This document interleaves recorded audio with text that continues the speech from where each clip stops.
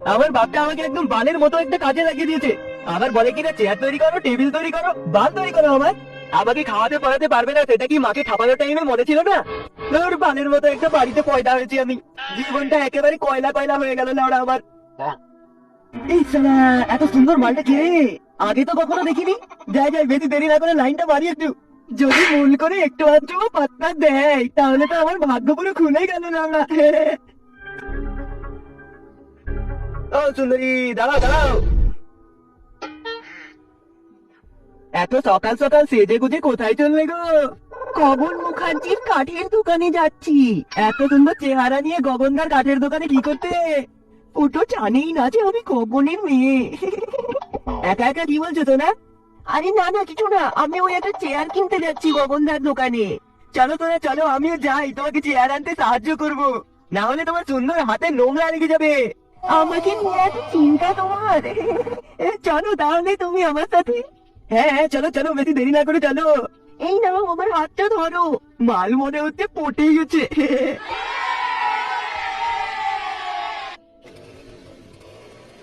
মেয়ে গুনগুন, তুমি এসেছো? হ্যাঁ বাবা, আমি এসেছি। এই গুনগুন, তুমি গগনদার মেয়ে? হ্যাঁ, তুমি ঠিক ধরেছো, আমি গগনেরই মেয়ে। আমি তোমাকে বলিনি। এই ছোট ভাই, তুই নাকি কাজ করবি না বলে বাড়ি চলে গেছিলি? তুই বাপকে বলতে হবে নাকি রে? যা চুপচাপ কাজে লেগে পড়, এখনই যা। আর গুনগুন, তুমি এই হঠাৎ চালা ছেলেটাকে একটু ভালো করে লক্ষ্য করবে তো, এই খুব কামচোর। কাজ করবো না বললে পোদের লাঠি খুঁজে কাজ করাবে। হ্যাঁ বাবা, তুমি এই দায়িত্বটা আমার উপর ছেড়ে দাও, আমি সব দেখে নেবো। এই ছোট, এখনো দাঁড়িয়ে দাঁড়িয়ে কি হচ্ছে সেখানে? দেখতে পাচ্ছিস না কাজ কর, যা। যাচ্ছি যাচ্ছি।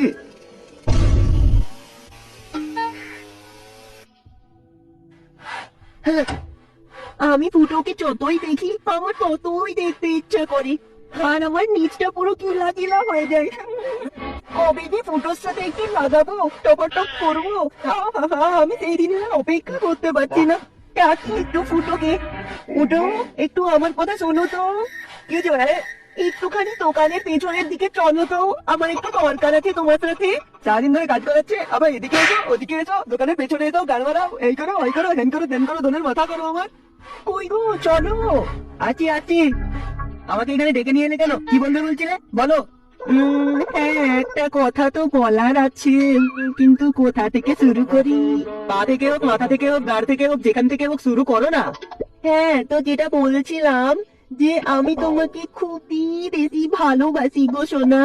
প্রত্যেকদিন রাতে তোমার কথা ভাবতে ভাবতে আঙুল ঢুকিয়ে ঢুকিয়ে কখন যে ঘুমিয়ে যায় কিছুই বুঝতে পারি না আমি। এই তো দেখছি মাল তো আগে থেকে পটে ক্ষীর হয়ে আছে। আমারও তোমাকে প্রথম দেখাতেই খুবই ভালো লেগে গেছিল। আমি তো ভাবছিলাম তোমার সাথে প্রেম করব। শুধু ভাবলে হবে, প্রেম তো করতেও হবে নাকি? ও সুন্দরী, চলো আমরা দুজনে খাট কাপাই আর প্রেম করি। চলো তাহলে। তার আগে তোমার সাথে আমার দু একটা কথা আছে। আমাকে কেউ ভালোবাসে না জানো। আমার বাপ বলেছে, বাপ নাকি আমাকে খেতে দিতে পারবে না, জামা কাপড় কিনে দিতে পারবে না, আমাকে নিজে টাকা ইনকাম করে সব করতে হবে। আমাকে ভালোবাসার একটাও মানুষ নেই। তো তুমি বলো যে তুমি কি আমাকে সারা জীবন ভালোবাসবে? হ্যাঁ সোনা, আমি তোমাকে খাট ভাঙা প্রেম দেওয়ার সাথে সাথে মন ভরা ভালোবাসাও দেব। ঠিক আছে তোরা, তাহলে চলো, আমি আমার স্বপ্নের রানীকে এক জায়গায় নিয়ে যাবো ভেবেছিলাম। চলো তাহলে, তোমাকেই নিয়ে যাই সেখানে। ঠিক আছে সোনা, চলো। ওহো, জায়গাটা কত সুন্দর গো। বলেছিলাম না, একটা সুন্দর জায়গা আছে যেখানে তোমাকে নিয়ে যাব। এটাই সেটা। সত্যি সোনা, জায়গাটা খুবই সুন্দর। চলো একটু গল্প করি আমরা ওখানে বসে। হ্যাঁ চলো। फागुनिया, ए फागुनिया, हम तेरे को इतना चाहते हैं, इतना चाहते हैं, इतना चाहते हैं, मत पूछ कितना चाहते हैं। থামো ফুটো, থামো, এখনই শুরু হয়ে যেও না।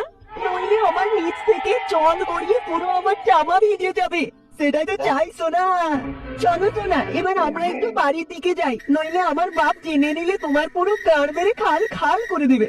তুমি আমাকে ঠাপানোর কথা ভাবছো, কিন্তু বাপ জানতে পারলে বাপ তোমাকেই ঠাপিয়ে দেবে ঘুরে। হ্যাঁ হ্যাঁ, ঠিক বলেছো। চলো, অনেক প্রেম হলো, এবার একটু বাড়ি